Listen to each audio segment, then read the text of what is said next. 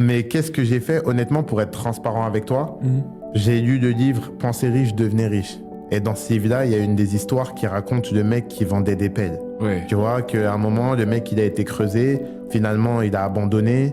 Et en fait, il s'est rendu compte que putain, j'aurais pas dû abandonner. Bah, tu sais quoi, maintenant, je vais vendre des pelles parce qu'il y a beaucoup de gens qui vont chercher l'or. Ouais. Ça veut dire, en fait, quand j'ai lu ce livre-là, je me suis dit, OK, c'est pas parce que tu vas devenir riche en allant creuser que tu ne peux pas aussi devenir riche en vendant des pelles. Donc, Ouais. moi, dès le début, en fait, j'étais assez mûr. J'ai vite compris que les youtubeurs, ils avaient aussi un business model derrière. Ouais. Donc, je me suis dit, je vais faire les deux. Mais pour être transparent avec toi, j'avais un groupe Facebook. Mais ce groupe Facebook-là, où je donnais des conseils, parce que j'ai vite donné des conseils en e-commerce, Gratuitement. gratuitement. J'ai gardé un groupe Facebook peut-être 1 an gratuit avant de vendre un seul accompagnement. Donc vraiment, je l'avais en 2018 parce que en fait, je me suis dit, c'est incroyable. Tu as réussi, si tu peux aider les autres.